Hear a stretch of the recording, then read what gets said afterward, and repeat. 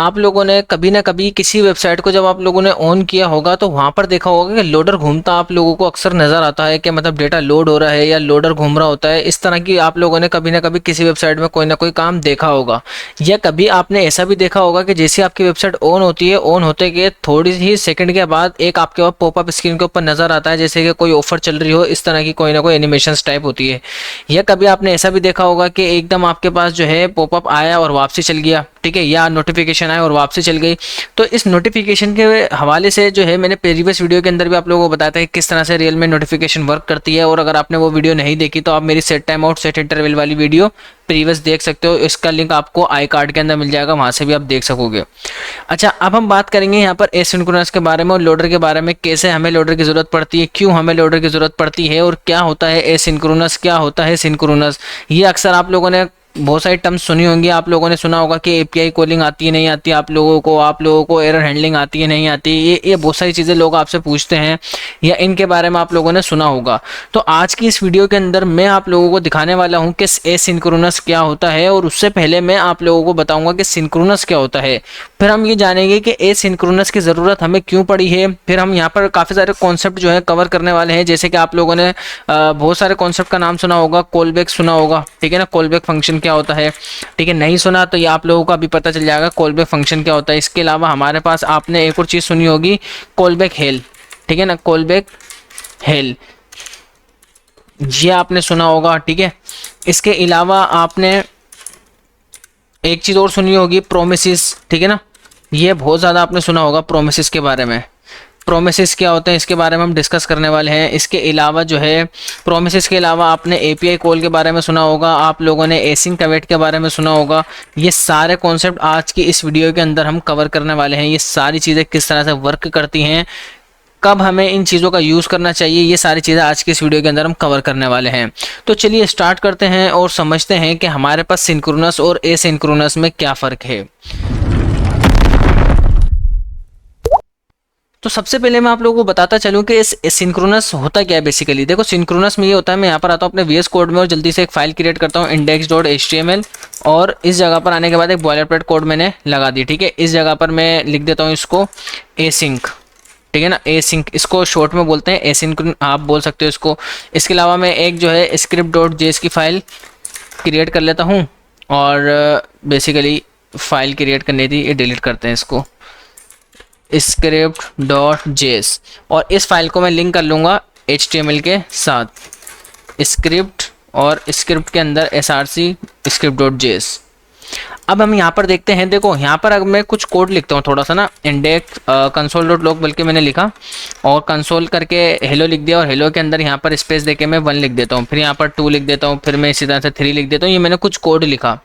अब जैसे ही मैं इस कोड को रन करता हूँ, ठीक है ना, तो यहाँ पे गो लाइव पे जाते हैं और देखते हैं कि हमारे पास इसका आउटपुट क्या आने वाला है। तो आप लोगों को सभी को पता है कि क्या आएगा, 1 2 3 आ गया, ठीक है भाई, यहाँ तक तो ठीक है। देखो, ये होता है सिंक्रोनस। ये क्या होता है, ये सिंक्रोनस होता है। सिंक्रोनस मतलब कि आपका जो कोड है ये आपका by default line by line चलेगा। लाइन बाय लाइन कहने का मतलब है पहले तो ये वाली लाइन एग्जीक्यूट होगी, फिर ये वाली लाइन एग्जीक्यूट होगी, फिर ये वाली लाइन चलेगी।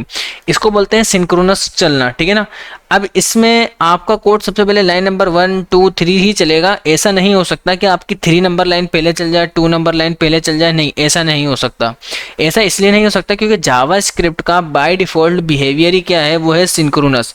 अगर आपसे इंटरव्यू में पूछा जाए कि भाई जावा स्क्रिप्ट का डिफॉल्ट बिहेवियर क्या होता है, तो आप क्या बोलोगे, सिंक्रोनस, ठीक है। सिंक्रोनस का मतलब आपको समझ आ गया कि आपका जो कोड है वो लाइन बाय लाइन एग्जीक्यूट होगा, ठीक है, लाइन से हटकर एग्जीक्यूट नहीं होगा। अगर आप चाहो कि यार मैं लाइन नंबर इस 2 को जो है, इस हेलो 2 को जो है मैं रन करना चाह रहा हूँ इस 3 के बाद में, ठीक है ना, मतलब आप बोलो लाइन नंबर 2 लिखी तो इधर ही रहे, ऐसा नहीं हो आप ये सोच रहे हो कि मैं इसको नीचे रख दूंगा तो भाई 2 बाद में आ जाएगा, ठीक है, आपकी बात ठीक है, लेकिन मैं चाह रहा हूँ ये लाइन इधर ही लिखे रहे लेकिन ये 3 के बाद रन हो, ठीक है ना। इसको बोलते हैं एसिंक्रोनस, ठीक है, ये होता है एसिंक्रोनस। अब बात समझ आई। अगर आपका कोड लाइन बाय लाइन चलने के बजाय वो लाइनें आपकी आगे पीछे रन हो रही हों तो वो हमारे पास एसिंक्रोनस होता है। ये दोनों में फ़र्क है। अभी क्या बोला आपसे सिंक्रोनस में समझो, सिंक्रोनस होता है लाइन बाय लाइन चलना 1 2 3 जैसे इसी लाइन की सीक्वेंस लिखी हुई, लेकिन जो एसिंक्रोनस होगा वो लिखा हुआ भी इसी तरह से होगा, लेकिन लाइन नंबर 1 पहले चलेगी, फिर 2 वाली हमारी बाद में नहीं चलेगी, उससे पहले 3 चलेगी, फिर 2 वाली चलेगी। ये होता है एसिंक्रोनस। अब आप सवाल ये कर सकते हो कि मुझे इसकी ज़रूरत ऐसी क्यों पड़ेगी, मैं मतलब कभी क्यों चाहूँगा कि मुझे जो है हेलो 2 को जो है ना बाद में रन करना है, मैं कभी ऐसा क्यों चाहूँगा। हाँ भाई, आपका सवाल बिल्कुल वैलिड है, बट मैं आपको एक प्रॉब्लम समझाता हूँ, उसके बाद आप बोलोगे कि हाँ मुझे अब इन चीज़ों की ज़रूरत है। तो देखो सबसे पहले वेबसाइट को समझना। वेबसाइट जैसे कि मान लो ये भी एक वेबसाइट है ना, ठीक है, जैसे कि ये एक मैंने वेबसाइट को ऑन किया हुआ है जिस पर मैं आप लोगों को कोड करके दिखा रहा हूँ या जो भी आपको टेक्स्ट लिख कर दिखा रहा हूँ।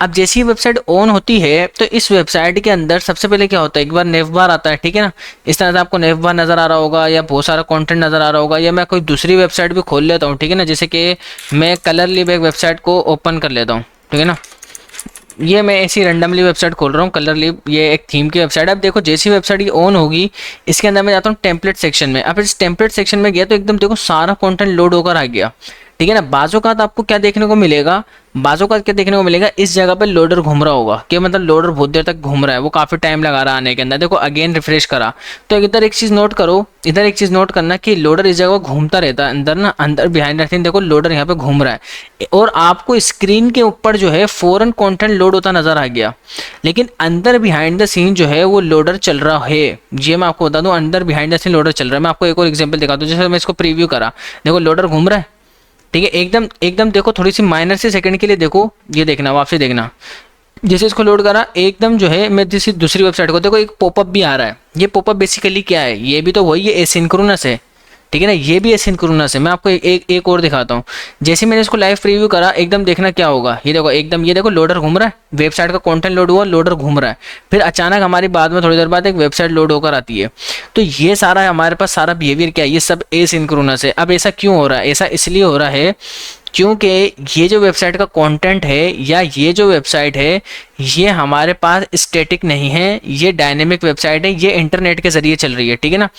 अगर ये वेबसाइट जिस तरह से हम HTML CSS का कोड करते हैं और हमारे पास फ़ौरनली रन हो जाता है, ऐसा क्यों, क्योंकि हम लोग लोकल पे काम कर रहे हैं, ठीक है ना। अगर आपकी ये वेबसाइट अगर मैं इंटरनेट पे अपलोड कर दूं तो इंटरनेट की स्पीड का अंदाज़ा किसी को भी नहीं है, ठीक है ना, ये बात याद रखना। इंटरनेट की स्पीड का अंदाज़ा किसी को भी नहीं है कि कितनी देर में आपका रिस्पॉन्स नेट से आपको मिलेगा, किसी को भी आइडिया नहीं है, या वो 1 सेकंड के बाद या 2 सेकंड के बाद या 3 सेकंड के बाद, ठीक है ना, अभी किसी को भी आइडिया नहीं है। दूसरी चीज़, अगर आपकी मान लो एक वेबसाइट है प्रोडक्ट की, ई-कॉमर्स वेबसाइट है, उस ई-कॉमर्स वेबसाइट के अंदर जैसे कि इनकी वेबसाइट के अंदर अगर आप होम पेज पर जाते हो तो यहाँ पे बहुत सारे आपको मान लो कि प्रोडक्ट्स या जो भी वेबसाइट्स हैं वो आपको नज़र आ रही है। अगर मान लो ये जो वेबसाइट है, पहली बात तो ये स्टैटिक वेबसाइट नहीं है, ठीक है ना, ये मैं आपको क्या बता रहा हूँ, ये स्टैटिक वेबसाइट नहीं है। अब ये मैं इसलिए बोल रहा हूँ क्योंकि ये वेबसाइट इनके पास डेटाबेस से आ रही होंगी ना, ये सारी वेबसाइट में जैसे यहाँ पर टेम्पलेट पर जाता हूँ तो ये सारी जो वेबसाइट है इनके पास ये कहाँ से आ रही है, डेटाबेस से आ रही है, ठीक है ना। अभी आधे जो बिल्कुल बिल्कुल बिगनर्स है ना वो बोलेंगे डेटाबेस क्या होता है, क्या है, इसके बारे में अभी देखो समझो, छोड़ दो। ये समझो कि इंटरनेट पे इन लोगों का ये सारा कंटेंट जो है ना ये इंटरनेट पे रखा हुआ है, ठीक है ना, ये वहाँ से फेच होकर आ रहा है, वहाँ से उठकर आ रहा है। आप सवाल ये करोगे तो इन्होंने क्या अपनी वेबसाइट के अंदर नहीं रखा हुआ, मतलब क्या इनका जो भी कंटेंट है वो क्या इस जगह पे HTML CSS से कोड होकर नहीं आ रहा, नहीं, इस जगह से कोड होकर ये अगर आता ना तो ये वेबसाइट बहुत ज़्यादा हेवी हो जाती, बहुत ज़्यादा हेवी। अक्सर आपने देखा होगा, अगर आप बिगिनर के लेवल के ऊपर आप लोगों ने कभी एक वेबसाइट बनाई हो, कोई ई-कॉमर्स टाइप बनाने की कोशिश करी हो, बहुत ज़्यादा बड़ी बन गई हो, आस्ते आस्ते कोड करते करते उसका 1000-2000 लाइन तक पहुंच गया, तो आपकी जो वेबसाइट लोकल पे भी जो चल रही होगी ना वो भी आप लोगों को बिल्कुल स्लो फील होगी, मतलब आपको ऐसा लगेगा स्लो रन हो रही है, थोड़ा लोड होने में टाइम ले रही है। तो इसीलिए हम लोग वेबसाइट के ऊपर एकदम सारा लोड नहीं डालते, ठीक है ना, हम अपनी वेबसाइट का जितना भी लोड है ना वो क्या करते हैं, हम इंटरनेट के ऊपर रख देते हैं। हम यानी कि अपनी वेबसाइट का सारा कंटेंट, सारा डेटा क्या करते हैं, डेटाबेस पे रख देते हैं। फिर जैसे हमारी वेबसाइट लोड होती है ना तो नेट क्या करता है, नेट के जरिए हम जो है हम डेटाबेस से सारा डेटा फेच करके लाते हैं और अपनी वेबसाइट के ऊपर शो कराते हैं। अब आपको एक बात समझ में आ गई होगी कि भाई अच्छा वो इस तरह इसलिए लोडर घूमता है। हाँ बिल्कुल, लोडर वो इसीलिए घुमाते हैं ताकि यूज़र को ऐसा लगे कि हाँ भाई आपकी वेबसाइट का कंटेंट आ रहा है, आप थोड़ी सी देर वेट करो। जैसे आप लोग अक्सर यूट्यूब खोलते हो, यूट्यूब के ऊपर वीडियो जो है देखा होगा लोड हो रही होती है, वो क्यों होती है, क्योंकि वो वीडियो नेट से या इंटरनेट या डेटाबेस से आने में टाइम लग रहा होता है, इसलिए वो लोडर घूमता है। तो ये बेसिकली ये सारा काम जो है एसिंक्रोनस होता है। अब वेबसाइट के अंदर कई पार्ट्स ऐसे होते हैं जहाँ पे हमें ज़रूरत नहीं होती कि हम अपने कंटेंट को जो है ना नेट के ऊपर रखें, और कई पार्ट्स ऐसे होते हैं जहाँ पे आपको ज़रूरत होती है। अब देखो मैं आपको समझाता हूँ, ये जैसे कि नेव बार है, इस नेव बार ये नेव बार जो है बहुत ज़्यादा हेवी नहीं है, बहुत ज़्यादा लाइट वेट होता है, इसका बहुत कम कोड होता है, तो मुझे इसको इंटरनेट के ऊपर या डेटाबेस में रखने की कोई ज़रूरत नहीं है। ठीक है, तो ये सारा हमारे पास, ये जो सारे बटन सारे हैं, ये सारे हमारे पास इस HTML CSS के अंदर ही लिखे हुए होते हैं, ये डेटाबेस पे नहीं होते हैं। ये जैसा सारा डेटा आ रहा है ये भी हार्ड कोड लिखा हुआ है, लेकिन ये जो हमारे पास टेम्पलेट्स आ रहे हैं ये सारे हमारे पास नेट से फेच होकर आ रहे हैं, इंटरनेट से इन लोगों के पास फेच होकर आ रहे होंगे, क्योंकि ये एक नहीं है। ये देख रहे हो कितने सारे हैं, ये दूसरा पेज आ गया, इसी तरह से स्क्रॉल करके आप जो है नीचे जाओगे वो तीसरा पेज आ जाएगा, इसी तरह से चौथा पेज आ जाएगा, अभी टोटल 21 पेज है ये। ठीक है, तो इतना सारा कुछ जो कंटेंट है इन लोगों के पास, ये सारा जो है नेट से फेच होकर आ रहा है। अब इस वेबसाइट के अंदर जो नेव बार है ये क्या करते हैं, ऐसे डायरेक्टली लोड कर देते हैं, हार्ड कोड होता है जल्दी से लोड हो जाता है, ये भी हार्ड कोड है जल्दी से लोड हो जाता है, बट ये वाला जो सेक्शन है थोड़ा सा टाइम लेता है। इसके अलावा इनके पास ये जो फुटर सेक्शन है ये जल्दी से लोड हो जाता है, इसलिए जल्दी लोड हो जाता है क्योंकि इसका कोई नेट से लेन देन नहीं है, लेकिन जहाँ पर इस जैसे ये जो डेटा है प्रोडक्ट वाला, इसकी नेट से लेन देन ज़रूर है, इसीलिए ये जो है थोड़ा सा टाइम ले सकता है। बात समझ आ रही है ना, क्यों ये सारे ज़रूरत हमें क्यों पड़ रही है। तो अब जो एसिंक्रोनस काम है हम इसलिए कर रहे हैं, मान के चलो कि आपकी वेबसाइट के अंदर एक नेव बार है, ठीक है, सेकंड नंबर पे आपकी वेबसाइट के अंदर यहाँ पर फेच प्रोडक्ट का फंक्शन कॉल हो रहा है। फेच प्रोडक्ट यानी कि आपकी वेबसाइट के यहाँ पर जितने भी प्रोडक्ट्स हैं, यानी कि 2000 प्रोडक्ट 3000 प्रोडक्ट जैसे अमेजोन की वेबसाइट पे प्रोडक्ट शो होते हैं, यहाँ पर हमारे पास बहुत सारे प्रोडक्ट्स हैं।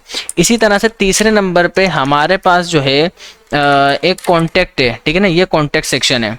तो अब यहाँ पर मेरा आपसे ये सवाल है कि जो नेव बार है इसके अंदर यूज़र जैसे हमारी वेबसाइट को लोड करेगा, जैसे ऑन करेगा, तो ये जो नेव बार है फ़ौरन चल जाएगा, ठीक है ना। ये बात तो राइट हो गई कि भाई ये जो है ना एकदम फ़ौरन 1 सेकंड के अंदर रन हो जाएगा, 1 सेकंड से भी जो है कम के अंदर रन हो जाएगा, 0 पॉइंट ये समझ लो 2 सेकंड के अंदर ही रन हो गया, इतनी स्पीड से रन हो गया ये, ठीक है। लेकिन यहाँ पर ये जो प्रोडक्ट है ये नेट से फेच होकर आ रहा है, ठीक है।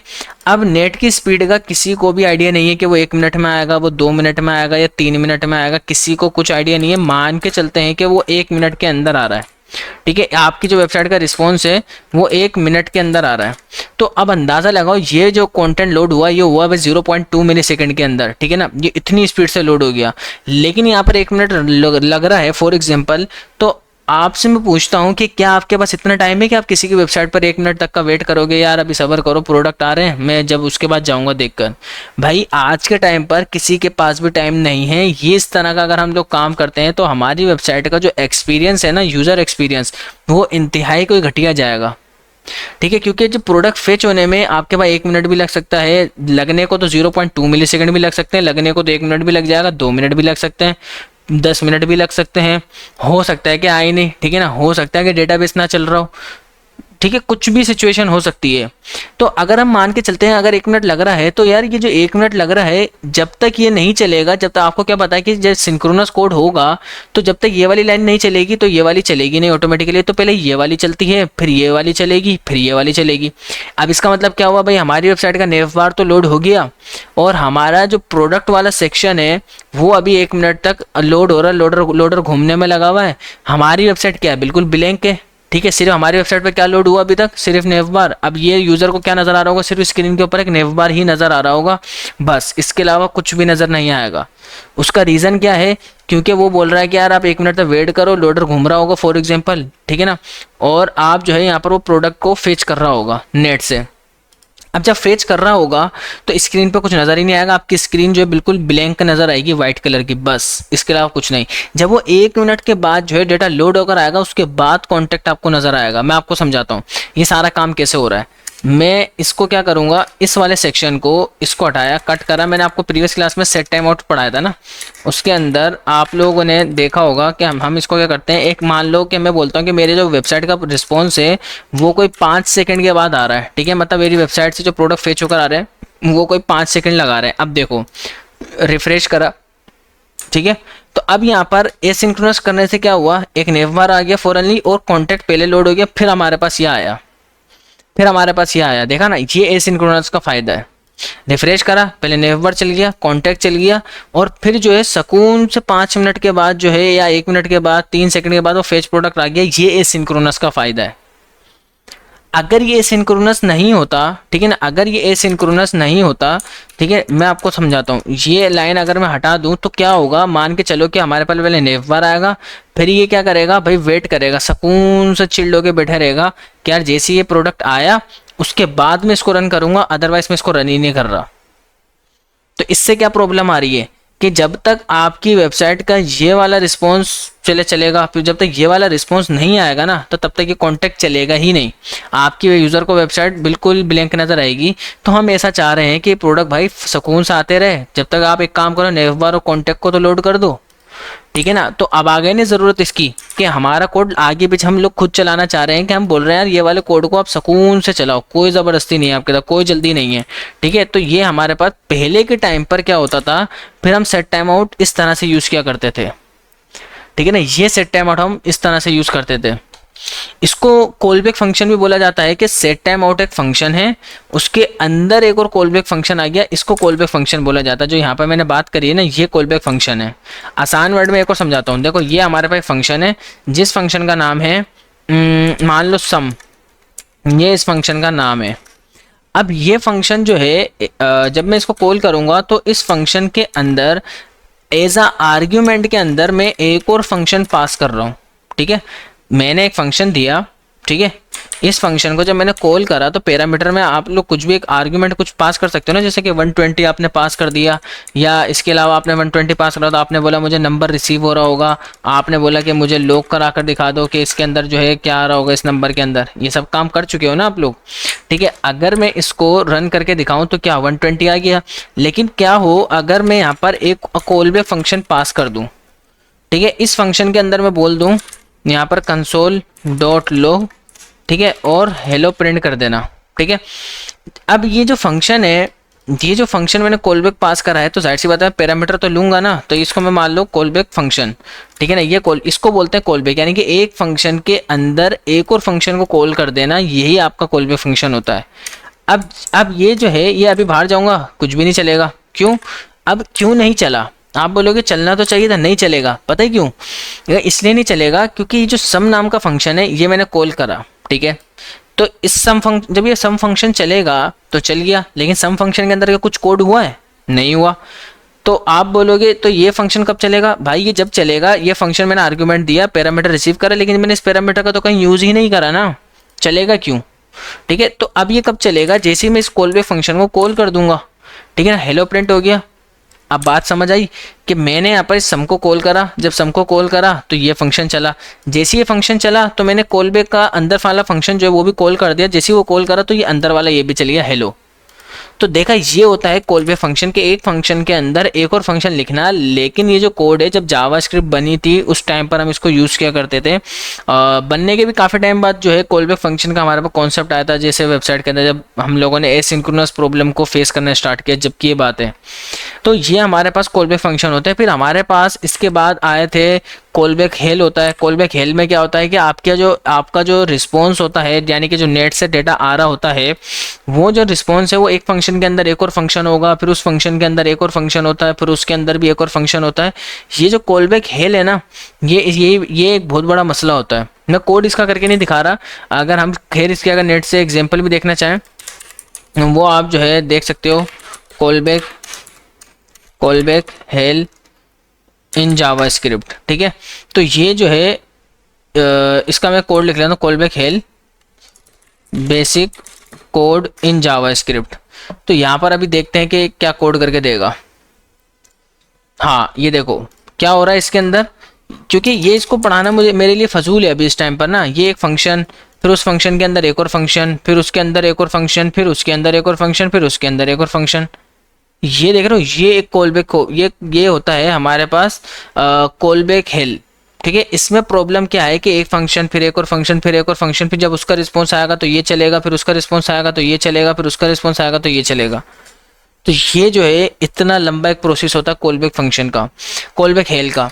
तो ये जो है ना कॉलबैक फंक्शन भी आपस में अपने अंदर एक जो एक बड़ी प्रॉब्लम है कि हमारे पास एक और फंक्शन चलेगा तो उसके अंदर का कोड जब तक नहीं चलेगा जब तक उसका रिस्पॉन्स नहीं आ जाता।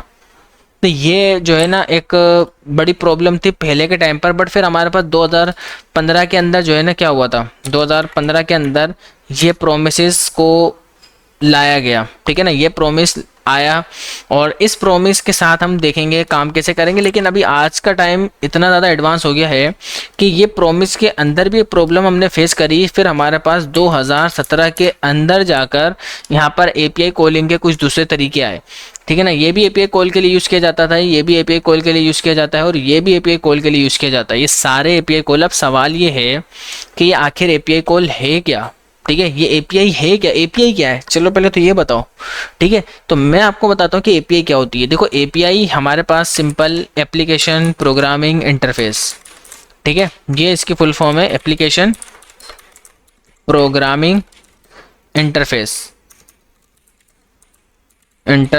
ठीक है। ये हमारे पास जो है एप्लीकेशन प्रोग्रामिंग इंटरफेस, ये एपीआई होती है। इस एपीआई का काम ये होता है कि आपके डेटा को नेट से उठाकर लाना। अब जैसे कि इस वेबसाइट पर मैंने आपको समझाया कि ये जो हमारे पास इतने सारे प्रोडक्ट्स कार्ड आ रहे हैं या जो भी आपके पास वेबसाइट्स नज़र आ रही है, जो भी डेटा आ रहा है नज़र, ये सारा डेटा कहाँ से आ रहा है, ये मैंने क्या बोला, डेटाबेस से आ रहा है। अब डेटाबेस से आने के अंदर, इस डेटाबेस से इसको उठा के लाने के अंदर जो टाइम लग रहा है, क्या डेटाबेस से आप ये कह लो उठा के ला कौन रहा है, ये एपीआई लेकर आ रही है। कौन लेकर आ रहा है, एपीआई। अब सवाल ये है कि एपीआई होती क्या, दिखती कैसी है भाई, ये सिंपल ये यूआरएल की तरह एपीआई होती है बस। आप एपीआई को ये मत समझना कि कोई बहुत बड़ा कोड है या कोई बहुत बड़ी कोई लॉजिक का नाम है, नहीं, ये सिंपल एक यूआरएल होता है जिसको हम एपीआई बोलते हैं। इसका काम ये होता है कि फ्रंट एंड को बैक एंड से कनेक्ट करना, बस, इसके अलावा और कोई काम नहीं है, बात समझे, इसके अलावा और कोई काम नहीं है। इसका काम सिंपल ये है कि फ्रंट एंड से बैक एंड को कनेक्ट करना। अभी हमारी क्या वेबसाइट क्या है, ये हमारी फ्रंट एंड है, ठीक है। जैसे ही हम यहाँ पर इस वेबसाइट को लोड करते हैं तो बिहाइंड द सीन एपीआई जो है कॉल होती है, ठीक है, एपीआई कॉल होती है, एपीआई चलना स्टार्ट हो जाती है, वो जाती है सीधा डेटाबेस पे, डेटा उठा के ला के स्क्रीन पे शो कर देगी, बस। अब एपीआई होती है अलग अलग तरीके की ना, अब एपीआई भी अलग अलग तरीके की होती है, कोई होती है गेट की एपीआई, कोई होती है पोस्ट की एपीआई, कोई होती है हमारे पास जो है पुट की एपीआई, इसके अलावा कोई आपके पास देखने को मिलेगी डिलीट की एपीआई। ये यहाँ पर अलग अलग तरीके की आपको एपीआई देखने को मिलेगी, ये अलग अलग तरीके की एपीआई होती हैं। अब ये जो अलग अलग तरीके की एपीआई मैंने आपको बताई हैं, ये सारी एपीआई के कुछ टाइप्स हैं और भी होती हैं, हेडर्स होते हैं, ऑप्शंस होते हैं, ठीक है। इसके अलावा आपको और भी देखने को मिलेगी अलग अलग तरीके की। सो बेसिकली ये जो एपीआई की मैंने अलग अलग टाइप बताई हैं, तो यहाँ पर इनका काम ये होता है, जैसे गेट की एपीआई है ना, इसका काम ये है जैसे आपकी वेबसाइट लोड होती है तो एकदम आपके पास जो डेटाबेस से डेटा उठकर आ रहा है ना, ये आपकी पोस्ट की एपीआई का, ये आपकी गेट की एपीआई है। गेट मतलब डेटा लेकर आना, कहाँ से, डेटाबेस से। तो ये क्या कर रहा है, डेटाबेस से डेटा को उठा के फेच करके ला रहा है। अच्छा, अब आप बोलेंगे पोस्ट की क्या है भाई, पोस्ट की एपीआई ये है जैसे कि यहाँ पर मैं कुछ सर्च कर रहा हूँ ठीक है मान लो मैंने सर्च करा यहाँ पर जो है ना रियल इस्टेट की वेबसाइट, ठीक है ना, रियल इस्टेट। अब हो क्या रहा है, अब जैसे यहाँ पर रियल इस्टेट पर जैसे मैं सर्च करूँगा तो रियल इस्टेट की जो भी वेबसाइट देखो लोडर घूम रहा है। अब लोडर क्यों घूम रहा है, लोडर इसलिए घूम रहा है क्योंकि यहाँ पर जो है नेट से डेटा ढूंढ रहा है और डेटा ढूंढा, उसने डेटा ढूंढ के लेकर आया, ठीक है। अब यहाँ पर लोडर इसलिए घूमा क्योंकि उसको पता है कि नेट के ऊपर डिपेंड करता है, नेट जो है आपका तेज़ होगा तो रॉकेट बनकर जा रहा होगा, बाज़ अगर नेट की गलती भी नहीं होती है, इनका जो खुद का सर्वर होता है वो भी स्लो हो सकता है, ठीक है। तो ये बहुत सारी चीज़ें डिपेंड करती हैं, ये तो खैर आगे की चीज़ें हैं। बहरहाल अभी जो पोस्ट की एपीआई है उसमें क्या हुआ कि जैसे मैंने इसको सर्वर को डेटा, मतलब मैं सर्वर से कुछ चीज़ ढूंढने की बोल रहा हूँ, यहाँ मतलब कि मैंने सर्च करा कि मुझे जो है ना ये रियल इस्टेट की वेबसाइट चाहिए, ठीक है। तो मैं क्या कर रहा हूँ, मैं डेटा रख के भेज रहा हूँ ना, बैकएंड वाले से बैकएंड के पास रख के डेटा भेज रहा हूँ कि मुझे रियल इस्टेट का डेटा चाहिए। अब जो रिस्पॉन्स वो लेकर आ रहा है बैकएंड से, डेटाबेस से जो रिस्पॉन्स लेकर आ रहा है वो तो गेट हो गई ना, मतलब वो वहाँ से लेकर आ रहा है, गेट हो गया। मैं यहाँ से उसको रख के भेज रहा हूँ रियल इस्टेट का, ठीक है ना, ये क्या पोस्ट हो गया। अब हमारे पास एक और होती है जो पुट की होती है, ठीक है ना। पुट क्या होता है, पुट मतलब अपडेट करना, ठीक है ना। आपने जैसे कहीं ना कहीं देखा हो, आप फेसबुक पे पोस्ट अपलोड करते हो, अपलोड करने के बाद आप उसको एडिट भी कर सकते हो, तो ये आपके पास क्या होता है, पुट होता है। आप अपनी पोस्ट को डिलीट भी कर सकते हो। तो वो डेटाबेस पे जो डेटा को डिलीट करने की एपीआई है, वो डिलीट की ये वाली कॉल होती है। अपडेट करते टाइम पे आपकी ये वाली पुट वाली एपीआई कॉल होती है। आप पोस्ट को जैसे फेसबुक पे अपलोड करते हो, न्यू पोस्ट करते हो, वो पोस्ट की एपीआई होती है। जैसी आपकी पोस्ट स्क्रीन के ऊपर गेट होकर आती है, वो आपके पास गेट की एपीआई होती है। अब ये बातें मैं बता क्यों रहा हूँ, ये बातें देखो मैं इसलिए बता रहा हूँ क्योंकि जब आप अभी एपीआई को कॉल करने बैठोगे तो आपको पहले बताना पड़ेगा कि आप कौन सी एपीआई कॉल कर रहे हो, ठीक है ना। तो ये जो है एपीआई का कॉन्सेप्ट आपको समझ आ गया होगा, एपीआई ये है, ठीक है ना, सिंपल वर्ड में। तो अब एपीआई के बारे में हमें नहीं पता कि कितनी देर में रिस्पॉन्स आएगा, तो इसलिए हम इस एसिंक्रोनस काम करते हैं। इसलिए हम क्या करते हैं, एसिंक्रोनस काम करते हैं। हम बोलते हैं सिंक्रोनस काम करेंगे तो हमारे पास प्रॉब्लम मैंने आपको बताया क्या आएगी कि पहले नेटवर्क लोड हो जाएगा। अब वेबसाइट से एपीआई से जो है डेटा आने में 2 मिनट लग रहे हैं, तो हमारी वेबसाइट आगे तक कुछ करेगी नहीं, 2 मिनट तक चुपचाप बैठे रहेगी जब तक डेटा नहीं आता। तो एसिंक्रोनस काम में क्या होता है कि हम पहले नेवबार को चला देते हैं, फिर कॉन्टैक्ट को चला देते हैं, या जो भी सर्विसेज सेक्शन है उसको चला देते हैं। हम बोलते हैं भाई डेटा जब तक आ रहा होगा वो आते रहेगा सुकून से, जब तक आप पूरी वेबसाइट को लोड कर दो, बस। ये हमारे पास जो कॉन्सेप्ट है एसिंक्रोनस का। तो अब हम देखेंगे तो ये जो एपीआई कॉलिंग है ये आखिर होती किस तरह से रियल में, प्रोमिसेस के जरिए।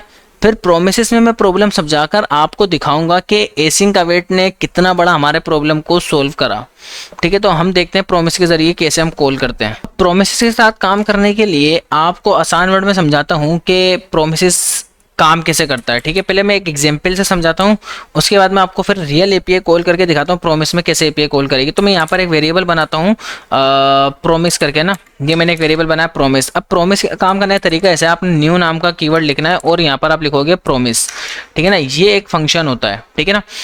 बात को समझना, ये जो प्रोमिस है ये एक फंक्शन है और ये एक कंस्ट्रक्टर फंक्शन है। जो हम ऊप हमने पढ़ी थी, ऊप की वीडियो अगर आपने देखी होगी तो पता होगा कि उसको कॉल करते टाइम पे हम न्यू का कीवर्ड यूज करते हैं। तो यहाँ पर ये एक ऊप के ऊपर डिजाइन किया बेसिकली ना, इसको बिहाइंड द सीन। तो अगर मैं इस पर होवर करूँ तो देख सकते हो ये पूरा जो है हमारे पास ऊप चल रहा है, यहाँ पर क्लासेस का कॉन्सेप्ट यूज किया गया है।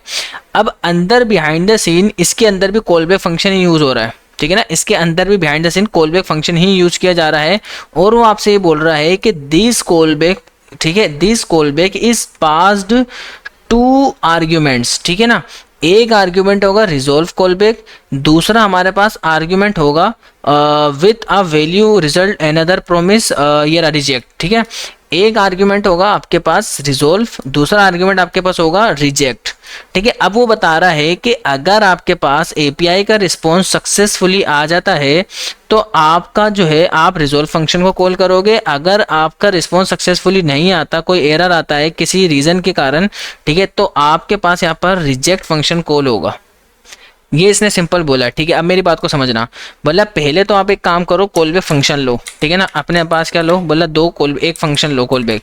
अच्छा, अब देखो जैसे मैं यहाँ पर कॉल बैक को मैंने लगाया तो यहाँ से क्या बोल रहा है, बोला आपको यहाँ पर एक रिजोल्व मिल रहा होगा, दूसरा आपको एक रिजेक्ट मिल रहा होगा। बट यहाँ पर देखो कि ये बोल रहा है कि रिजोल्व ये भी एक फंक्शन है और जो रिजेक्ट है ये भी एक फंक्शन है। मैं आपको दिखाता हूँ, ये बोल रहा है कि आपको एक रिजोल्व मिल रहा होगा, तो कोमा लगाया, देखो यहाँ पे क्या आ रहा है, बोल रहा है दूसरा एक रिजेक्ट मिल रहा होगा।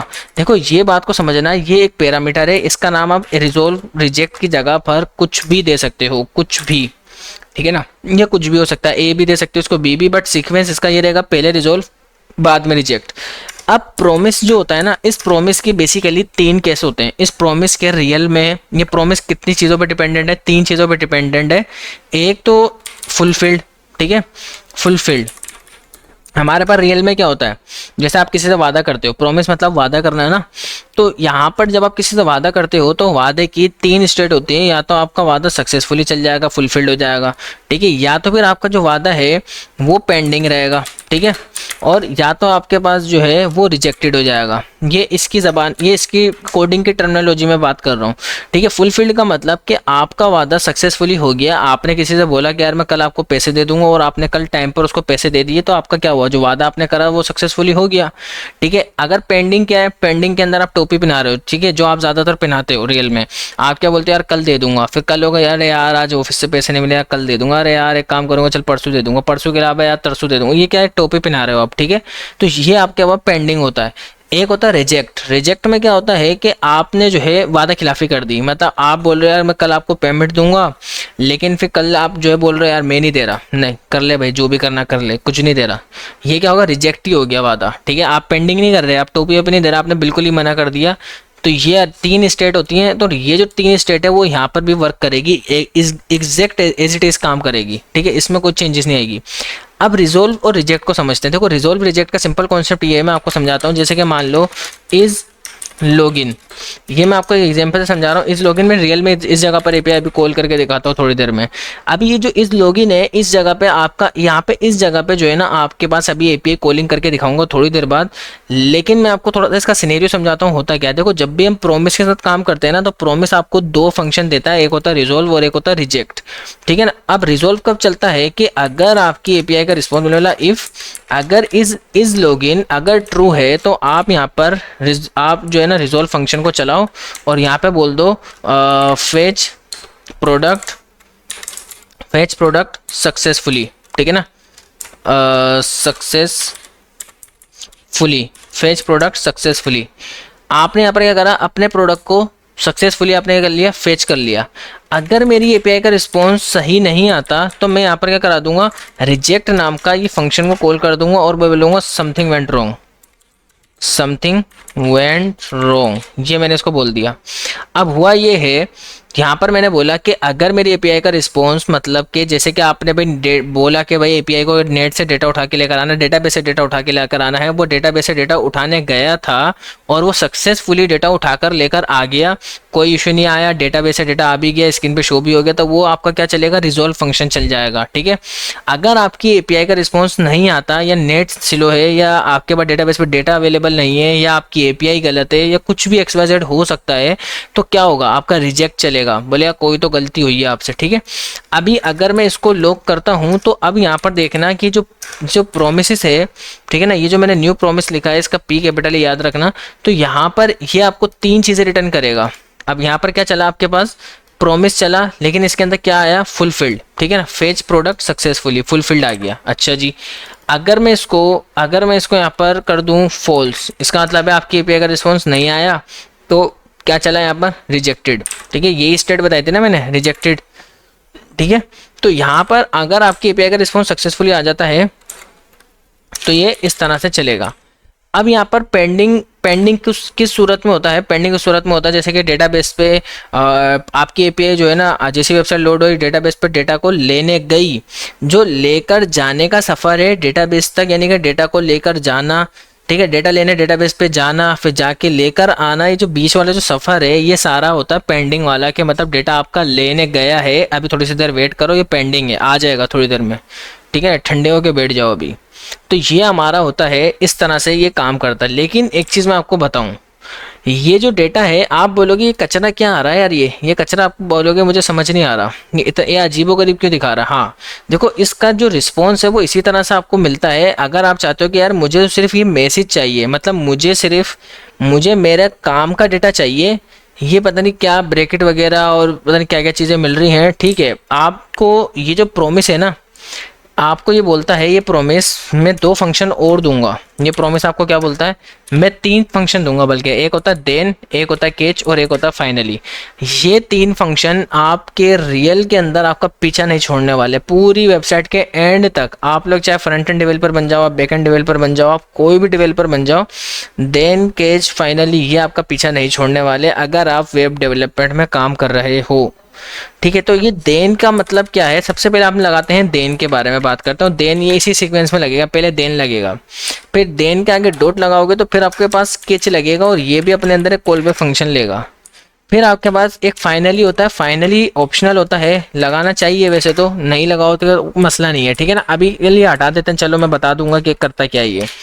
अब देखो देन कैच फाइनली, पहले तो देन लगाया, वो खुद एक फंक्शन था, वो फंक्शन अपने अंदर भी कॉल बैक फंक्शन ले रहा है, ठीक है। फिर हमने कैच लगाया, फौरन ही आपने डॉट लगा के कैच लगाना होता है और उसके आगे वो भी एक कॉल बैक फंक्शन ले रहा है, ठीक है ना। इसको समझना, ये थोड़ा सा बोरियत कॉन्सेप्ट है, आप लोगों को नींद आ रही होगी इसको देखने के बाद। अब बात को समझना है कि ये जो रिजोल्व है, अगर आपकी एपीआई का रिस्पॉन्स सक्सेसफुली आ जाता है तो रिजोल्व फंक्शन चलेगा और रिजोल्व फंक्शन के अंदर का जो कंटेंट है, ये कंटेंट मुझे यहाँ पर ये जो है ना ऑटोमेटिकली बिहाइंड द सीन ये सारा कंटेंट वो इस देन को दे देगा। मेरा काम है इसके रिस्पॉन्स को कैच करना, ठीक है, मतलब मैंने क्या बोला भाई, जैसे मेरी एपीआई का रिस्पॉन्स सक्सेसफुली आए, रिजॉल्व फंक्शन को चलाना, और रिजॉल्व की कम जिम्मेदारी है कि अपना सारा डेटा जो है इस देन को फेंक के दे देना, ठीक है ना, मतलब इसको कैच करा देगा वो। अगर रिजेक्ट होता है, अगर कोई भी भंडा आता है, तो हम यहाँ पर बोलेंगे कि मुझे एक एरर देखने को मिला और आप एक काम करो, वो एरर मुझे स्क्रीन पे लॉक करा के दिखा देना, जो भी है। जैसे अक्सर अक्सर आपने देखा होगा 404 या इस तरह के कोई भी बहुत सारे भंडा आपने देखे होंगे आते हैं। तो मैंने बोला कि अगर रिस्पॉन्स सक्सेसफुली आ जाता तो आप वो भी मुझे लॉक करा देना, टेंशन वाली बात नहीं है। तो अब यहाँ पर क्या होगा, देखा यहाँ पे फेच प्रोडक्ट सक्सेसफुली। अगर आपके एपीआई के अंदर कोई भंड होते हैं, तो अगर आप यहाँ पे फॉल्स लगाओगे तो यहाँ पे क्या देखने को मिला, समथिंग वेंट रॉन्ग। इस तरह से आपके पास देन और कैच काम करेगा। लेकिन रियल जो एपीआई कॉल होती है, तो यहाँ पर अब उसके सिनेरियो को समझते हैं। एक चीज़ और याद रखो, हमेशा के लिए एक चीज़ याद रखो कि जो देन और कैच है ना, ये आपका पीछा एंड तक नहीं छोड़ेंगे, ठीक है। ये रिजोल्व रिजेक्ट आपका पीछा छोड़ देंगे अभी थोड़ी आगे जाके, बट ये देन और कैच आपका पीछा नहीं छोड़ने वाले। देन और कैच हमेशा याद रखो, जब ज़रूरत पड़ती है, जब आपके पास प्रॉमिस आ रहा होता है, यानी कि जहाँ पर प्रॉमिस लगा है, तो प्रॉमिस के आंसर को निकालने के लिए आप देन और कैच का यूज़ करते हो, ठीक है। इनका जो आंसर है, ठीक है, रिजॉल्व रिजेक्ट का जो आंसर है, इसको निकालने के लिए हम देन कैच का यूज़ करते हैं। जहाँ पे प्रॉमिस है वहाँ पे देन कैच लगेगा। इतनी मेरी बात को याद रखना, अभी आगे जाके इसी बात को मैं यूज़ करने वाला हूँ। तो मैंने इसको क्या करा, कमेंट करा। और अब आप बोलोगे यार रियल एपीआई कॉल करके दिखाओ, ऐसे मज़ा नहीं आ रहा, क्योंकि हमें कुछ प्रैक्टिकली देखना है, ठीक है भाई।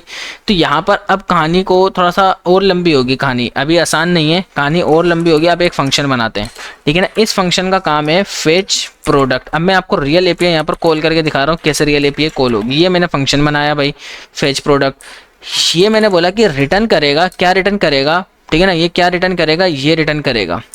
कट करा, ये पूरा का पूरा ये रिटर्न करेगा। ये हटा दो, ठीक है ना, ये हटा दो, ये भी हटा दो थोड़ी सी देर के लिए, ये हटा दो।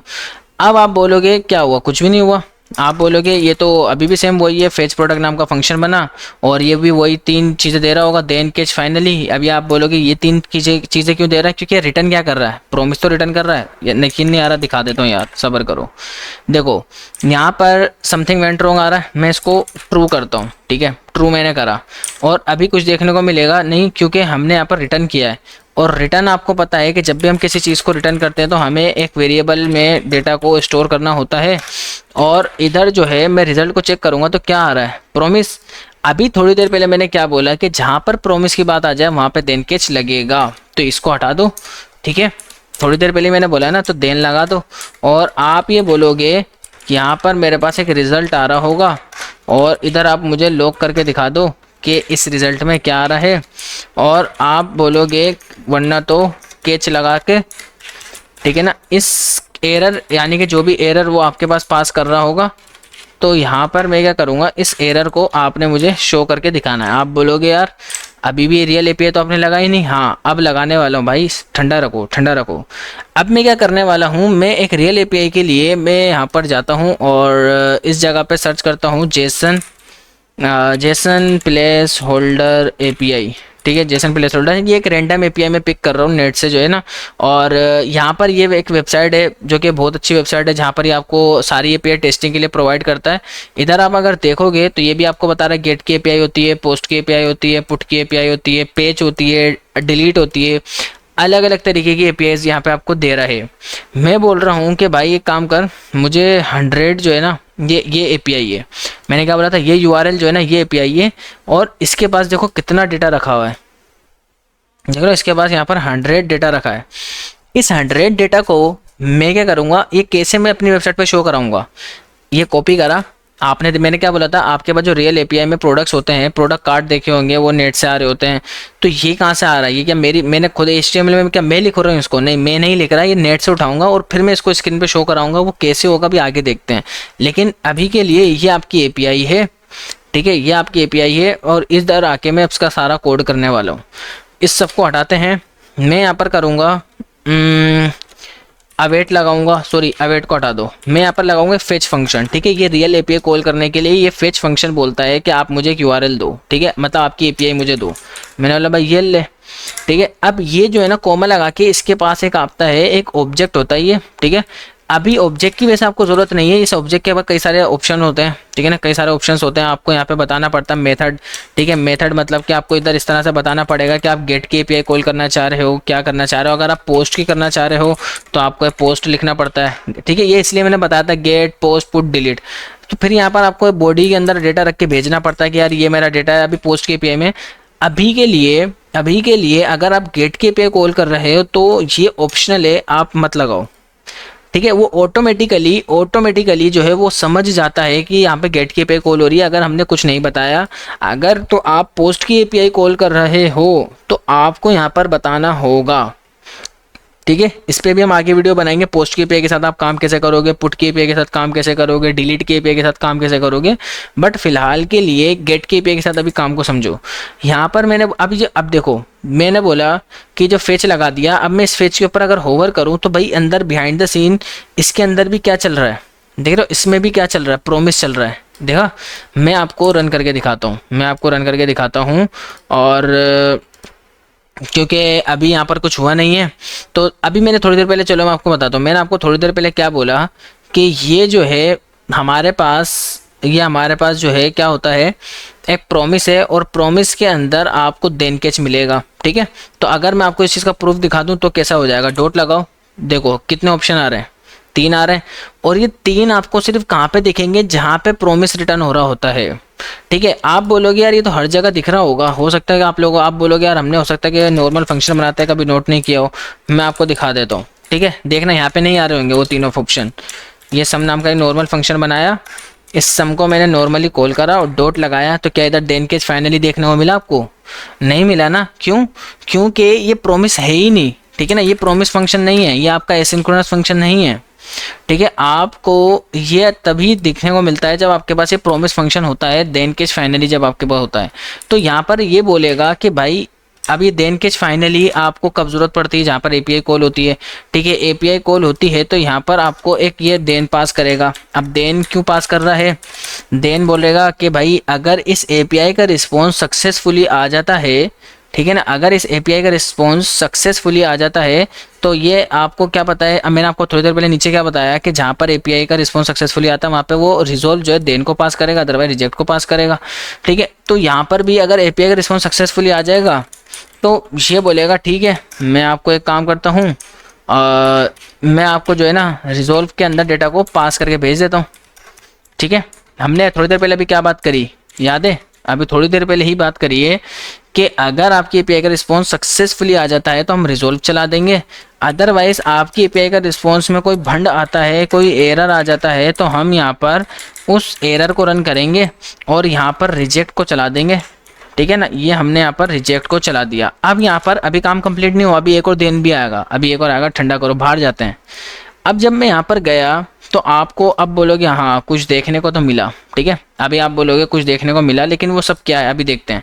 देखो ये एक रिस्पॉन्स पास आया, ठीक है ना, एक रिस्पॉन्स आया, इस रिस्पॉन्स में एक ऑब्जेक्ट है, यहाँ पर आपके पास एक ओके की रिपोर्ट आ रही है, बोला ओके ट्रू मत, आपकी एपीआई का रिस्पॉन्स सक्सेसफुली आ गया है। आपके पास हेडर आ रहा है, हेडर में आ रहा है 200 का मतलब है कि आपकी एपीआई का रिस्पॉन्स सक्सेसफुली आ चुका है। बोल रहा है कि आपका जो यूआरएल है वो ये वाला यूआरएल है, ठीक है। अब यहाँ पर सवाल ये है कि हमारा डेटा कहाँ पर है, ठीक है। मतलब ये जो इतना सारा डेटा आ रहा था इस एरे के अंदर, जो 100 आइटम्स आ रहे थे, ये जो इतने सारे एरे ऑफ ऑब्जेक्ट थे, ये कहाँ पर हैं, क्योंकि हमने तो इसको फेच करना है ना, और इसको फेच करके स्क्रीन पे इन सारे प्रोडक्ट को शो करना है।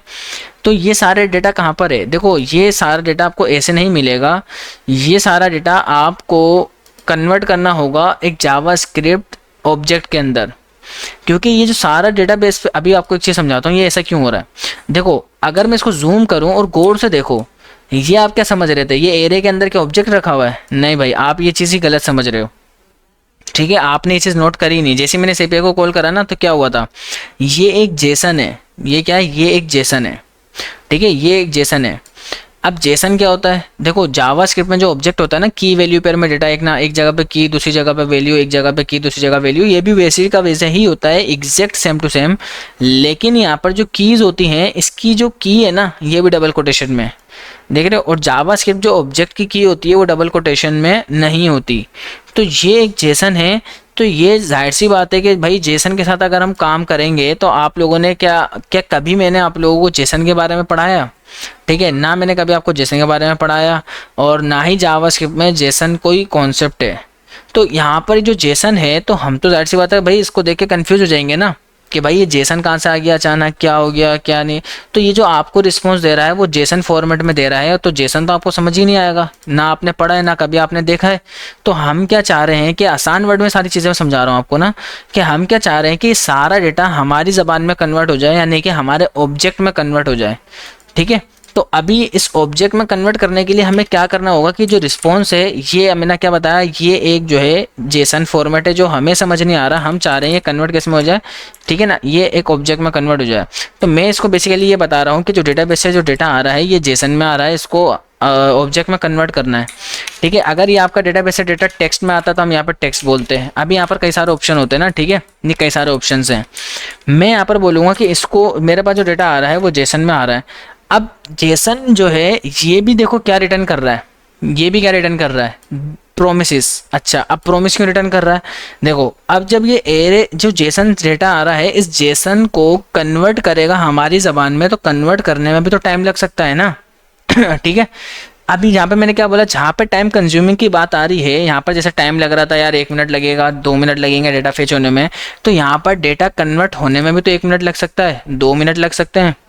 ठीक है, तो इधर भी जो है इन लोगों ने बिहाइंड द सीन प्रोमिस का यूज़ किया है, जिसकी वजह से डॉट लगाऊंगा तो देन कैच फाइनली यहाँ देखने को भी मिलेगा। ठीक है, यहाँ भी देखने को मिलेगा। तो लेकिन जावास्क्रिप्ट बोलता है कि इतना ज़्यादा कॉम्प्लेक्सिटी करने की ज़रूरत नहीं है। ठीक है, आप एक काम करो, बोला आप अभी देन केच बुल्ला लगाओगे, ठीक है, आप देन लगाओगे फिर वापसी से केच लगाओगे, तो कितने सारे देन केच हो जाएंगे कि यहाँ भी देन, फिर यहाँ भी केच, फिर अंदर जेसन के लिए देन, फिर अंदर जेसन के लिए फिर से केच, फिर जब हमारा डेटा बाहर हमें चाहिए फंक्शन के वहाँ पर, तो वहाँ पर भी देन, और फिर वहाँ पर भी केच। तो कितने सारे देन केच हो रहे हैं। तो ये आपको बोलता है आप एक काम करो, जो आपने डेटा कन्वर्ट कर लिया है ना, इसको आप रिटर्न कर दो। ठीक है, इसको आप क्या कर दो, रिटर्न कर दो। अब आप बोलोगे रिटर्न करने से क्या हुआ? रिटर्न करने से ये हुआ कि जो आपका डेटा है इस फंक्शन के बाहर मिल जाएगा आपको। ठीक है, ये डेटा है जो आपके फंक्शन के बाहर मिल जाएगा। मैं यहाँ पर एक और देन लगा दूंगा। ठीक है, ये आपके लिए मैंने एक और देन लगा दिया। अब मैं आपको आसान वर्ड में समझाता हूँ। ठीक है ना, ये थोड़ा आप घूम गए होगे, अच्छे तरीके से आप परेशान हो गए होगे, हो सकता है टकरे भी मार रहे हो। ठीक है, हो सकता है बिल्कुल ऐसा। लेकिन यहाँ पर ये मैंने आसान वर्ड में समझा रहा हूँ कि भाई ये जो जेसन में डेटा कन्वर्ट होकर आया है, आप एक काम करो, अपना जो प्रोमिस वाला डेटा है ना वो मुझे रिटर्न कर दो, यानी कि आपने जो डेटा ऑब्जेक्ट में कन्वर्ट कर दिया वो मुझे आप रिटर्न कर दो। जैसे ही यहाँ से रिटर्न करेगा ना, तो यहाँ पर बैठकर मैं इस डेटा को कैच कर लूँगा। ठीक है, यहाँ पर मैंने एक और कैच कर लिया, और अब मैं बोलूँगा कि अब भाई रिजोल्व ये ले, ये मैंने डेटा कन्वर्ट कर लिया। ठीक है ना, ये मैंने डेटा कन्वर्ट कर लिया। अब तेरा काम है जाके इस नीचे वाले को पास कर दे देन को। ठीक है, ये मैंने पूरा एक सिनेरियो रन करा है। तो क्या हुआ, आ गया सारा डेटा एयर ऑफ ऑब्जेक्ट में। ठीक है, ये आपके पास सारा का सारा डेटा आपके पास स्क्रीन के ऊपर नज़र आ गया कि हाँ यार ये ऐसे आ रहा है डेटा। अब ये सारा डेटा आपको स्क्रीन के ऊपर ऐसे नज़र आता है। ठीक है, ये रियल आपको एक मैंने सिनेरियो दिखाया है कि कैसे प्रोमिसेस काम करते हैं रियल में।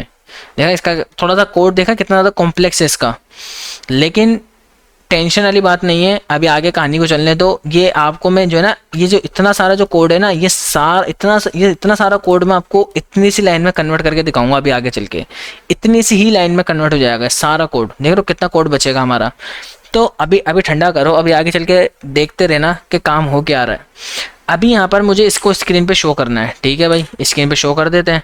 शो करने के लिए हम मान लो एक HTML में UL के अंदर li का टैग लेते हैं, जैसे आप लोग नॉर्मली काम करते हो। ठीक है ना, क्योंकि स्क्रीन पे आप लोगे यार इन लोगों के पास तो ऐसे ऐसे कार्ड बनकर आ रहे हैं। हाँ, तो ऐसे ही तो बनाना चाह रहा हूँ भाई, मैं ऐसे ही बनाना चाह रहा हूँ। अभी सब्र करो। ठीक है ना, अभी यहाँ पर सब्र करो। यहाँ पर एक टाइटल आ रहा है और एक बॉडी आ रही है। ठीक है, ठीक है, एक टाइटल और एक बॉडी आ रही है ना। इसके लिए मैं क्या करता हूँ, थोड़ा सा कुछ UI सोच रहा हूँ बेसिकली मैं अपने माइंड में। ठीक है, डॉट कार्ड करते हैं। ठीक है ना। ये मैंने कार्ड करा, इस कार्ड के अंदर एक H1 रखते हैं जहाँ पर हम अपना टाइटल शो करेंगे। और थोड़ा सा मैं एक UI को रेडी कर रहा हूँ बेसिकली। आप सिर्फ मुझे 2 मिनट दो UI को रेडी करने के लिए, बस इसके अलावा ज़्यादा टाइम नहीं मांग रहा। ये जो कार्ड है ना, इसकी UI को इधर मैं रेडी कर लेता हूँ। डॉट कार्ड, इसके अंदर एक लगाओ border 1 pixel solid grey colour का। और ग्रे का जो कलर है ना वो बिल्कुल कोई लाइट सा कलर चाहिए मुझे ना, बिल्कुल लाइट सा कलर। और हो सके तो एक काम करो और लाइट कर दो, ठीक है। बॉर्डर रेडियस जो है कितना होगा इसका, बॉर्डर रेडियस एक काम करें, ठीक है 5 पिक्सल का इसको दे देते हैं, काफ़ी है। एक विड्थ दे देते हैं, इसकी विड्थ हम देंगे इसको 300 पिक्सल, ठीक रहेगी मेरे ख्याल में, हाँ ठीक है। बाकी इसके अलावा ये कार्ड एक से ज़्यादा हो सकते हैं, तो इसीलिए मैं बॉडी के अंदर भी एक छोटा सा काम कर लूँगा। बॉडी को बोलूँगा डिस्प्ले फ्लेक्स, ठीक है, display flex, align item centre और जस्टिफाई कंटेंट सेंटर। और सब कार्ड के बीच में एक एक आपने गैप दे देना है 20 पिक्सल का। आप बोलोगे यार चल के आ रहा, कुछ दिखा तो दो। हाँ भाई, ये कार्ड कुछ ऐसा बनकर आ रहा है, सही है, अभी के लिए ये ऐसा बनकर आ रहा है, ठीक है। अब यहाँ पर थोड़ी सी एक पैडिंग मुझे चाहिए होगी, थोड़ी सी पैडिंग मुझे एक चाहिए होगी, 10 पिक्सल। अभी ठीक है क्या, ठीक है भाई, हाँ मेरे ख्याल में तो यार मुझे तो ठीक लग रहा है। पैडिंग एक काम करते हैं, सिर्फ पैडिंग इनलाइन से देते हैं, यानी कि लेफ़्ट राइट से 20 पिक्सल। बाकी टॉप और बॉटम की कुछ खास ज़रूरत नहीं है। फ़ॉन्ट फैमिली की ज़रूरत है, फ़ॉन्ट फैमिली हम यहाँ पर दे देंगे सिस्टम UI करके ना। हाँ अभी ठीक है भाई, ये इस तरह के कार्ड बनकर आने वाले हैं बहुत सारे, टेंशन नहीं लेनी है। बॉर्डर रेडियस 5 पिक्सल मुझे कम लग रहा है, 10 पिक्सल करते हैं, ये कुछ ज़्यादा बेटर है, ठीक है। और अगर मैं इस डॉट कार्ड के ऊपर होवर करूं, ठीक है, होवर करूं तो यहाँ पर एक शेडो लगा देना है, shadow box, shadow 10 pixel 10 pixel 20 pixel grey colour का। और ग्रे की जो है ट्रांसपेरेंसी थोड़ी सी कम हम कर देंगे। बाकी इसके अलावा ट्रांसफॉर्म ट्रांसलेट एक्स कर लेंगे माइनस का 10 पिक्सल। ये सारा ये आप लोग यार CSS पढ़ लेना, अच्छी तरीके से समझ में आ जाएगा, ठीक है। ये कुछ अभी इस तरह का नज़र आ रहा है, इसमें ट्रांजिशन लगा देंगे, सेट हो जाएगा 0.3 सेकेंड ईजी, ठीक है बस, ठीक है। ये कुछ इस तरह का नज़र आ रहा है, परफेक्ट। इसको सॉरी एक्स नहीं, इसको Y लगाऊंगा, ये ऊपर की तरफ मूव करेगा ये, हाँ अभी बिल्कुल ठीक लग रहा है, अभी बिल्कुल ठीक है। अब ये जो सारे कार्ड है ना, ये स्क्रीन के सेंटर में मुझे शो करने हैं। मैं यहाँ पर बोलूँगा फेच, ठीक है ना, फेच ऑल प्रोडक्ट्स, ठीक है, फेच ऑल प्रोडक्ट्स, इसको मैंने लगाया। इसके अलावा ये जो H1 का टैग है, ठीक है ना, ये H1 का जो टैग है इसको H2 करते हैं, पहले इस वाले को H2 कर देते हैं, इसको H1 ही रहने देते हैं। और यहाँ पर एक क्लास में लगा लूँगा, सॉरी यहाँ पर जो है ना ये आ रहा है ना, इसके लिए भी हम एक काम करेंगे, फ्लेक्स डायरेक्शन कॉलम हम इसको कर देते हैं। ये कॉलम करने से इस तरह का नज़र आएगा, अभी बिल्कुल परफेक्ट है, कोई टेंशन नहीं है। अभी जो इस तरह का कार्ड है ना, मैं इसको सारे स्क्रीन के ऊपर शो करने वाला हूँ। अभी कैसे करूँगा ये आप कहानी को आगे देखते जाओ। अभी कुछ भी नहीं करा, सब काम वैसा का वैसा ही है। जो मैं बोल रहा हूँ, एक ID लगाऊंगा डॉट कार्ड करके। अब इस ID को मैं टारगेट करूँगा जावास्क्रिप्ट में, क्योंकि मुझे सारे यहाँ पे काम करने हैं। लेट कार्ड, और इधर बोलूँगा document dot gate element by ID, और ID का नाम क्या हो जाएगा, कार्ड, ठीक है भाई। अब यहाँ पर बोल रहा हूँ कि भाई जैसे ही ये जो कंसोल आ रहा है ना, कंसोल मत कराओ, आप एक काम करो, इस रिस्पॉन्स के ऊपर एक फोर का लूप चला दो, ठीक है। अब आप फोर लूप चला दो, फोर ऑफ चला दो, फोर इन चला दो, मैप चला दो, जो दिल करे चला दो। मैं यहाँ पर चलो फोर ईच का यूज़ कर लेता हूँ, फोर ईच, ठीक है ना। तो मुझे कोई इसमें टेंशन लेने वाली बात नहीं है। फोर ईच आप लोगों ने एरे के मेथड पढ़े होंगे, एरे के मेथड पढ़ लेना, क्योंकि एरे का मेथड इसलिए बोल रहा हूँ, ये आपको जो रिजल्ट है ये क्या प्रॉमिस रिटर्न कर रहा है ना, देखो ये क्या रिटर्न कर रहा है, एक एरे आ रहा है ना, एरे में बहुत सारे ऑब्जेक्ट आ रहे हैं, तो एरे के मेथड के ऊपर ही तो फॉर लूप चला रहा हूँ ना, एरे के ऊपर ही लूप चला रहा हूँ। तो ये आपको बोलेगा कि मेरे पास एक जो है ना आइटम आ रहा होगा, एक इंडेक्स आ रही होगी। ये फॉर ईच आप पढ़ोगे ना जावास्क्रिप्ट के अंदर एरे का मेथड, तो आपको पता चल जाएगा कि इसमें दो चीज़ें मिलती हैं, आइटम और इंडेक्स। तो अभी जो आइटम है इसमें एक एक करके बहुत सारे ऑब्जेक्ट आ रहे होते हैं। मैं क्या बोलूँगा कि एक काम करो, कार्ड जो ऊपर वेरिएबल मैंने बनाया है ना उसके अंदर एक इनर एचटीएमएल लिख देना, ठीक है। उसके अंदर जाकर एक इनर एचटीएमएल लिख देना, और वो एचटीएमएल क्या होगी, वो एचटीएमएल ये होगी, कट करा, ठीक है। या फिर नहीं, सॉरी, ये मैं गलती कर रहा हूँ, एक आईडी को उठाया, कट करा, ये जो है ना कार्ड, ये आईडी इस पे लगा रहा हूँ, ठीक है ना। ये आईडी मैं इस पे लगा रहा हूँ। बस यही मैं एक काम करूँगा, या मैं एक काम और कर सकता हूँ। मेरे पास असल में मैंने एक छोटी सी गलती कर दी है, मुझे यहाँ पर एक कंटेनर नाम का बेसिकली एक वेरिएबल बनाना चाहिए था, ठीक है ना। कंटेनर नाम का, देखो बेसिकली अगर मैं नहीं भी बनाऊँगा ना तो बस मैं ये नहीं दिखा सकता, बाकी सब काम ठीक है, मैं ये नहीं दिखा सकता बस, फिर बाकी वैसे और कोई मसला नहीं है, ठीक है। ये आईडी मैंने यहाँ से हटा दी है, ठीक है ना। ये आईडी इस जगह पे मैंने रख दी है। मैंने बोला इसमें जाके एक इनर एचटीएमएल लिख दो, और इनर एचटीएमएल क्या होने वाली है, ये जो मेरा कार्ड है ना, ये जो मेरा कार्ड है ये बिल्कुल यही एचटीएमएल होने वाली है। मैंने बोला ये ले भाई। अब मैं ऐसे नहीं लिख सकता क्योंकि एचटीएमएल लिखने का तरीका आपको पता है, इस तरह से लिखते हैं जावास्क्रिप्ट में ना, यहाँ आपने ब्रैकेट लगाना होता है और एक पूरा तरीक़ेकार होता है, आपने उसको फॉलो करना होगा। Dot inner HTML equal to bracket लगाए, इसके अंदर मैं अपने एचटीएमएल को छाप दूंगा। कहाँ गया मेरी एचटीएमएल, कहाँ चल गई भाई, ये ले भाई, ये आ गई। पर सिर्फ इसलिए आ रहा है क्योंकि देखो यहाँ पर भी जो है ना डबल कोटेशन यूज़ हो रहे हैं, और यहाँ पर भी ये डबल कोटेशन। अब डबल कोटेशन में डबल कोटेशन का हम यूज़ नहीं कर सकते, तो आपको यहाँ पर सिंगल कोटेशन लेने पड़ेंगे। एक काम करो, बैकटिक लगा लो, ठीक है ना। डायनेमिक और टेम्पलेट लिटरल के साथ काम करना सिखाया था शुरू में मैंने। यहाँ पे आप ये लगा लो, बैकटिक लगा लो, ये बैकटिक यहाँ पे क्लोज कर दो। ये आपका काम सिंपल इस तरह से हो जाएगा। इसकी फॉर्मेटिंग थोड़ी सी हम कर लेते हैं ताकि ये जो है ना आपको समझ में आ रहा हो कि हो क्या रहा है। अब ये जो कंटेंट है ना ये तो यहाँ से हट जाएगा, यहाँ पर ये कंटेंट, ये लाइन तो नहीं आएगी क्योंकि जाहिर सी बात है ये तो हमने ऐसे hard code randomly data type किया है ना। अब इधर जो है ब्रैकेट लगाकर मैं क्या करने वाला हूँ, इधर जो है आपको मैंने बताया ना इस आइटम में क्या हो रहा होगा, एक एक करके सारे प्रोडक्ट लूप होकर आ रहे होंगे। यार आप बोलोगे मुझे थोड़ी थोड़ी चीज़ें समझ नहीं आ रही, आप कुछ ऐसा बोल रहे होगे, ठीक है। मैं आपको कंसोल करा के दिखाता हूँ मैं सारी बातें क्या कर रहा हूँ। देखो कट करा, लॉक करा, इस आइटम पे जब मैंने लूप करा तो अंदर के सारे प्रोडक्ट्स ये निकल के आ रहे होंगे।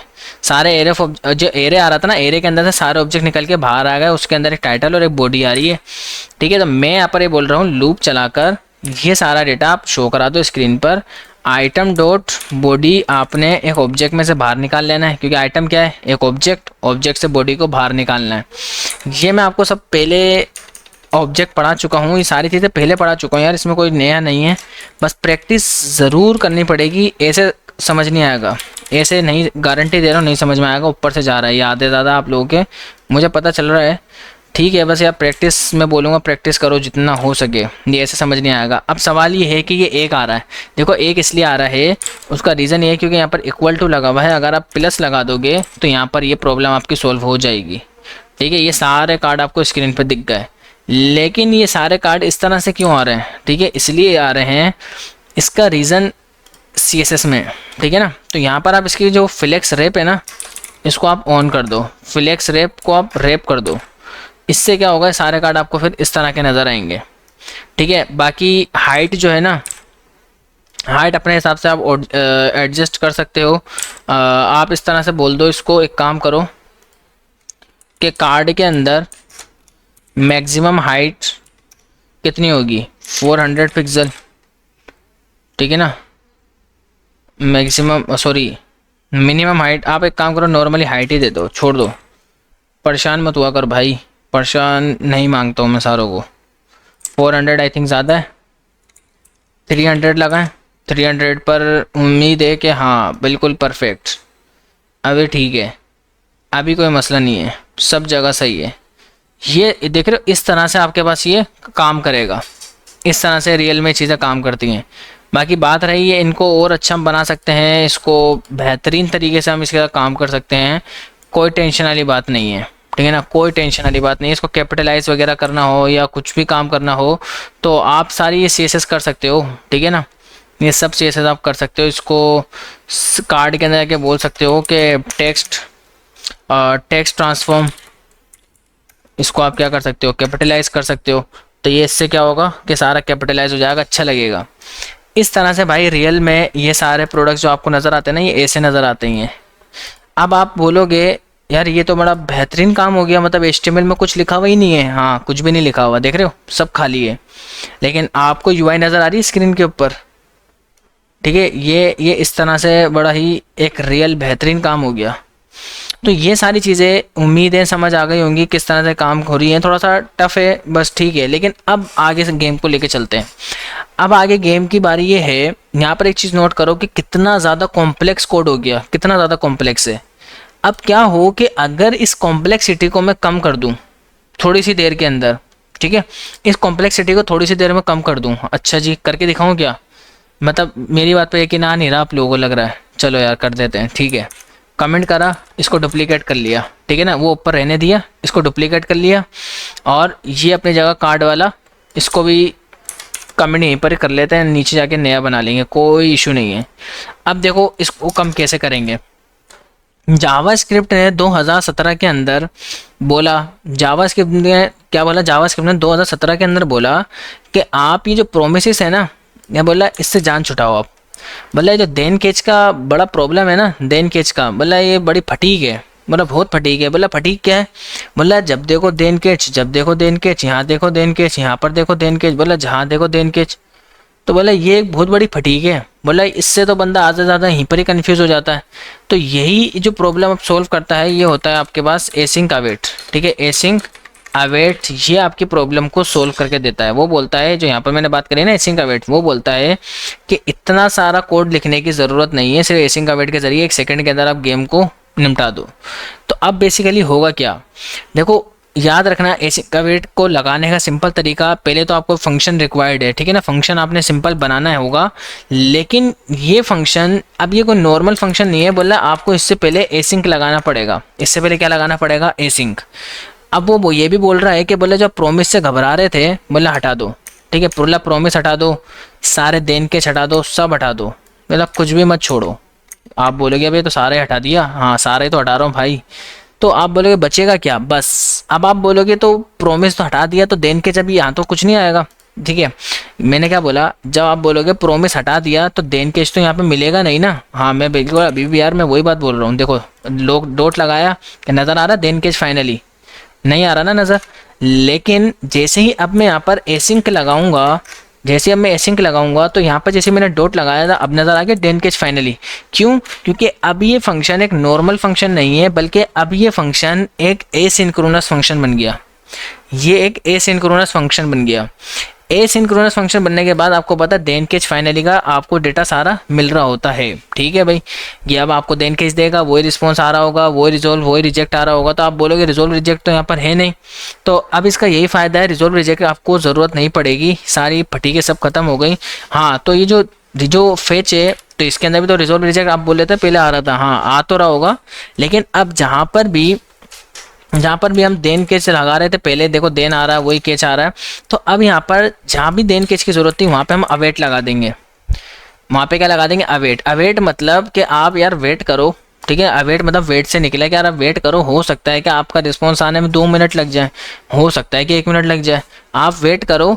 जैसे ही आपका रिस्पॉन्स आपके पास आ जाए, ठीक है, तो आप क्या करना, इसको रिटर्न कर देना। किसको? रिस्पॉन्स को। अभी यहाँ पे हम क्या कर रहे थे, इस जगह पे हमने क्या करा कि भाई जैसे ही आपके पास रिस्पॉन्स आ जाए तो आप देन को पास कर देना, और देन के पास से जब वो जेसन में ऑब्जेक्ट में कन्वर्ट हो जाए तो आप इसको जो है ना रिजोल्व को इसको दे देना रिजोल्व को। तो यहाँ भी तो वही प्रॉब्लम है, यहाँ पर भी वही जेसन में कन्वर्ट करेंगे, वही ऊपर वाली लाइन, क्योंकि यहाँ पर जो डेटा आ रहा होगा वो क्या होगा, एक जेसन होगा। जेसन को कन्वर्ट कर दिया मैंने, ठीक है। जेसन को जैसे ही रिटर्न करा, ठीक है, या मैं एक काम करता हूँ, ये लो सब्र करो, डेटा नाम का वेरिएबल बनाया, मैंने बोला लॉक करके दिखा दो डेटा। तो अब आपको यहाँ पर एक प्रॉब्लम मैंने दिखाई थी, ठीक है। अब यहाँ पर मैंने प्रॉब्लम दिखाई थी, जब जैसे ही यहाँ पर ये डेटा आया था, जेसन वाला, तो ये भी एक देन केस, आपको मैंने बताया था ना, ये भी एक प्रोमिस रिटर्न कर रहा था। तो अगर आप इधर देखोगे ये भी एक प्रोमिस ही रिटर्न कर रहा होगा, देख रहे हो, ये भी एक प्रोमिस ही रिटर्न कर रहा है। मैंने क्या बोला था, क्योंकि ये ऐसा इसलिए कर रहा है, ये ऐसा इसलिए कर रहा है क्योंकि इसका जो डेटा है जेसन, ये कन्वर्ट होने में टाइम ले सकता है, जेसन से ऑब्जेक्ट में कन्वर्ट होने में ये टाइम ले सकता है। तो अब ये भी देखो वही देन केस फाइनली रिटर्न कर रहा है। तो इससे बेहतर है, जहाँ पर भी मैंने क्या बोला देन केस की बात आ जाए, वहाँ पे आप अवेट लगा दो, वहाँ पे अवेट लगा दो, ये आपको वापसी से कन्वर्ट करके दे देगा। और जैसे ही कन्वर्ट कर देगा, मैं इसको यहाँ से रिटर्न करके बाहर फेंक दूंगा। बाहर का फेंक दूंगा, जहाँ पे भी ये फंक्शन कॉल होगा वहाँ पे देन केस फाइनली लगाकर ये वाला अपना काम निपटा दूंगा, ये काम निपटा दूंगा। आ गया डेटा, देख रहे हो। आप बोल रहे हो कि अरे बाबा भाई ये क्या हो गया, ये तो मतलब वाकई में इतना सा कोड हो गया यार ये तो। हाँ बिल्कुल, देख रहे हो। तो ये हमारे पास रियल में इस तरह से ये सिनेरियो हमारे पास रियल वाला यूज़ किया जाता है, ये ऐसा असल में यूज़ किया जाता है। असल में ये वाला यूज़ नहीं किया जाता, ठीक है। रियल सिनेरियो में ये कोड यूज़ नहीं होता। असल जो कोड रियल में यूज़ होता है वो ये वाला है जो मैंने आपको अभी करके दिखाया है। जबकि ये कोड मज़ीद और भी ज़्यादा शॉर्ट हो सकता है, मज़ीद और भी ज़्यादा शॉर्ट हो सकता है। ये हमारी एक्स्ट्रा ये लाइन है ना, ये भी बच सकती है। तो सिंपल आपको करना कुछ नहीं है, आपने बस रिटर्न ही लिखना है और कुछ भी नहीं करना होगा। देख रहे हो, रिटर्न ही लिखना होगा, कुछ भी करना नहीं होगा, काम अभी भी वही हो रहा होगा। मज़ीद ये कोड और भी ज़्यादा शॉर्ट हो सकता है, मज़ीद ये क्या मैंने बोला, ये और भी ज़्यादा शॉर्ट हो सकता है। लेकिन मतलब ठीक है, ये जो है ना, मुझे लगता है कि आपको इससे ज़्यादा मैंने शॉर्ट करा तो समझ नहीं आएगा। हाँ अगर आप जानना चाहते हो तो कमेंट सेक्शन में बताओ, फिर मैं इसका आपको और ज़्यादा शॉर्ट करके दिखाता हूँ इस कोड को।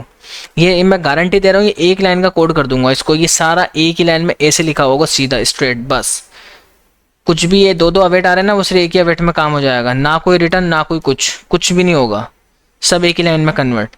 बहरहाल तो ये चीज़ जो है उम्मीद है समझ आ गई होगी किस तरह से हम लोगों ने काम किया इसके साथ। रिफ़्रेश करते हैं, सही है भाई। अब यहाँ पर रियल में क्या होता है, लोडर वगैरह होता है, बहुत सारी चीज़ें होती हैं, बहुत कुछ होता है, वो ठीक है अपनी जगह, जो है ना सारी चीज़ों की ज़रूरत होती है। वो हम देखते रहेंगे आस्ते आस्ते, क्योंकि इसके अंदर आप लोग काफ़ी ज़्यादा घूम गए होंगे यार काम हो कैसे रहा है। मैं आपको एक चीज़ बता दूँ, रियल के अंदर एक होता है हमारे पास एरर हैंडलिंग करने का तरीका, ठीक है। अब हम देखेंगे एरर हैंडलिंग क्या होती है। देखो एरर हैंडलिंग का मतलब आसान वर्ड में ये है, अभी यहाँ पर कंसोल में जाते हैं, देखते हैं कोई एरर है, नहीं कोई भी एरर नहीं है। अच्छा अब अगर मैं इस एपीआई को गलत कर दूं, ठीक है, तो अब क्या एरर होगा, हाँ होगा, क्यों नहीं होगा, आ गया ना। क्यों एरर आ रहा है कि for each is not a function, ठीक है, for each is not a function. ये फॉर ईच को बोल रहा है ये फंक्शन नहीं है, ये इसलिए बोल रहा है क्योंकि ये एरे नहीं है। बात को समझना, ये जो रिजल्ट है मैंने बोला कि यार ये एक एरे होगा, एरे का मेथड फॉर ईच लगा दो, एक आपको जो है सारा कोड चल जाएगा, लेकिन वो एरे है ही नहीं। अब एरे क्यों नहीं है, आप बोलोगे यार एरे इसलिए नहीं है क्योंकि यहाँ पर अब वो एरे नहीं दे रहा होगा, अब तो एरर दे रहा होगा क्योंकि ये डेटा है ही नहीं, ये एपीआई सही है ही नहीं। बात समझे। तो अब क्या करें भाई, अब आपके पास बहुत सारे सिनेरियो हो सकते हैं, या तो आपके पास नेट नहीं हो सकता तब भी एपीआई नहीं चलेगी, जब भी गलत डेटा होगा। आपके पास एपीआई का यूआरएल गलत हो सकता है, आपके पास डेटाबेस पे डेटा भी अवेलेबल नहीं हो सकता, ऐसा भी हो सकता है, ठीक है ना। ये बहुत सारे सिनेरियो हो सकते हैं कि उस केस में आपके पास ये एरर्स आएंगे, एरर देखने को मिलेंगे। एरर को हैंडल करने के लिए जावास्क्रिप्ट के पास एक कॉन्सेप्ट है ट्राई कैच का, ठीक है, ट्राई कैच। ट्राई मतलब कि ऐसा आपका कोड जो आपको लगता है कि एरर दे सकता है, वो आप क्या कर रहे हो, ट्राई में रख दो। बोल रहा है आपका ऐसा कोड जो आपको लगता है कि ये एरर दे सकता है तो आप ट्राई में रख दो, और अगर वो कोड आपको लगता है कि वो एरर जनरेट कर सकता है, सॉरी अगर आपको लगता है कि अगर एरर आ जाता है तो आप यहाँ पर क्या कर दो, आप यहाँ पर उसको बाहर फेंक दो। आप यहाँ पे ना एक काम करो, उसको लॉक करा दो, ठीक है, एरर को लॉक करा दो, ठीक है। अब मैंने क्या बोला भाई, ऐसा कोड आपको लगता है कि एरर दे सकता है, तो हाँ भाई मुझे लगता है कि ये ऐसा मेरा कोड है जो मुझे ऐसा लगता है कि कभी भी एरर दे सकता है, तो आप ट्राई में रख दो। यानी ट्राई मतलब इसको ट्राई करो, चल जाता है तो ठीक है, नहीं चलता तो कैच चला देना। ये इसमें सिंपल वर्ड में ये बोला, अभी कुछ भी फर्क नहीं पड़ेगा, क्यों, क्योंकि एरर नहीं है। अब मैं यहाँ पर इसको और अच्छी तरीके से चेक कर सकता हूँ, मैं तब मज़ीद एरर हैंडलिंग कर सकता हूँ। मैं इसको ऐसा भी बोल सकता हूँ कि इफ़ जो रिस्पॉन्स है, रिस्पॉन्स डॉट ओके, अभी मैंने दिखाया था ना ओके में ट्रू और फॉल्स आता था, अभी थोड़ी देर पहले मैंने आप लोगों को दिखाया था।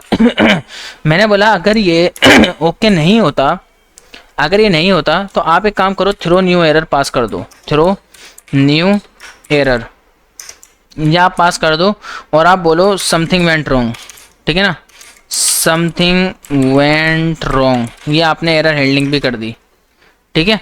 अब ये कब चलेगा, अगर ये सक्सेसफुली नहीं चलता, आपके पास कोई एरर, अच्छा आप बोलोगे यार ये एरर अभी तो चल ही नहीं रहा क्योंकि रिटर्न के नीचे देखो कुछ चलना, रिटर्न के नीचे कुछ भी चीज़ नहीं चलती, अलाउ नहीं है, ऊपर लगाना पड़ेगा।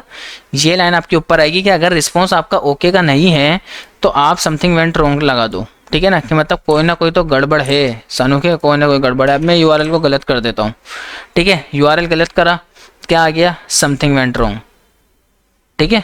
अब यहाँ पर आपको ये नहीं देखने को मिलेगा कि यार ये for each is not a function फलाना डिमा का, नहीं, वो सीधा बता रहा है कि आपका यूआरएल ही गलत है, बोला यूआरएल नॉट फाउंड है ही नहीं, बोला समथिंग वेंट रॉन्ग सीधा, ठीक है। और ये जो स्क्रिप्ट जो 98 के अंदर से एरर आ रहा है, ये 98 आपकी 98 आपका ये वाली लाइन देख रहे हो, ये कैच चल गया, ये आपके पास कैच चल गया, सीधा का सीधा कैच।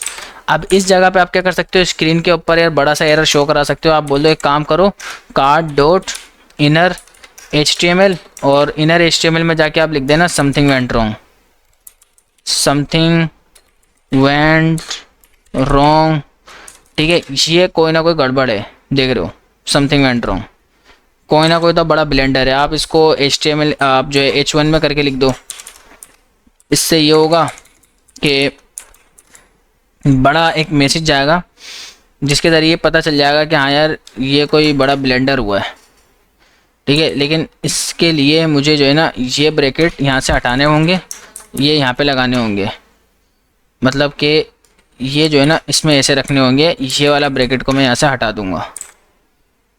अभी रिफ़्रेश करते हैं, क्या हुआ, समथिंग वेंट रॉन्ग, मतलब कोई ना कोई बड़ा ब्लेंडर है बिटुआ, ठीक है ना। तो ये आपके पास ये इस तरह का एरर आएगा। अगर आपके पास ये API पोस्ट्स की ठीक होती है तो आपके पास डेटा आ जाएगा, अगर कोई दूसरा मसला है तो दूसरा चल जाएगा, कोई मसला नहीं है। यहाँ पर आप लोडर चला सकते हो, आप लोडर को बोल सकते हो कि मतलब अगर आपको जैसे कि लोडर करना है तो आप क्या बोलोगे, card dot inner HTML, inner HTML में जाके आप बोल दो कि लोडिंग चला दो, ठीक है। मतलब यहाँ पर भी आप क्या करो, वही H1 छाप दो, ठीक है। मतलब काम यार जावास्क्रिप्ट में मैं बोलता हूँ बेहद आसान है, बेहद आसान है, ठीक है। अगर आपका रिस्पॉन्स से पहले आप क्या करो, API के अंदर रिस्पॉन्स के आने से पहले, यानी कि जब आपकी API कॉल हो रही हो तो उससे पहले लोडर को ऑन कर दो। जैसे आपके API का रिस्पॉन्स सक्सेसफुली आ जाता है, कोई एरर नहीं आता, सब कुछ ठीक है, तो कोई मसला नहीं, आप इसको खाली कर दो, ठीक है ना। आप खाली कर दो उसको, रिफ़्रेश करा, देखा लोडर एक था हल्का था, बिल्कुल माइनर सा नज़र आया, मिल लो, स्पीड स्लो कर दूँ इसकी, ठीक है भाई, स्पीड स्लो कर देते हैं, इसको लगा देते हैं 3G पे लगा देते हैं, ये 3G पे लगा दिया, रिफ़्रेश करा, ठीक है। अभी देखना लोडिंग और ये डेटा आ गया, ठीक है। ये इस तरह से आपके पास एक रियल सिनेरियो काम करेगा। अब यकीन आ गया ना कि यार ये हो सकता है सारा काम, तो ये इस तरह से ये बड़ी स्पीड के साथ काम करेगा। उम्मीद है कि ये चीज़ें समझ आ गई होंगी कि एरर हैंडलिंग हम लोगों ने किस तरह से करी है, ये सारा काम किस तरह से करा है, कितना शॉर्ट काम हमने इसका कर दिया है, तो ये सारा गेम है। तो आपको और भी ज़्यादा ये मज़ीद शॉर्ट करके दिखा सकता हूँ, बट ठीक है, मतलब आप डायरेक्टली जो है ना, देखो एसिंग का वेट के साथ आपको काम अगर करना है ना, बड़ा आसान काम है इसका, वरना तो आप डायरेक्टली देन कैच लगा के फेच के साथ भी काम कर सकते हो, दोनों तरीके आपके पास हैं। और भी कई सारे तरीके हैं, अभी आगे जाओगे रिएक्ट के अंदर आप पढ़ोगे तो वहाँ पे एक्सियोस लाइब्रेरी होती है, और भी ज़्यादा काम आसान कर देगी। इसके अलावा और भी कई सारी लाइब्रेरीज़ हैं जो आपके काम को काफ़ी ज़्यादा आसान बनाती है। तो नेक्स्ट वीडियो जो है हम देखेंगे उसके अंदर नंबर्स के मेथड, नंबर्स क्या होते हैं, कैसे नंबरों के साथ आप लोगों ने काम करना होता है, और मिलते हैं इंशाल्लाह नेक्स्ट वीडियो के अंदर। जो भी आप लोग क्यूरी हो आप लोग कमेंट सेक्शन में पूछ सकते हो।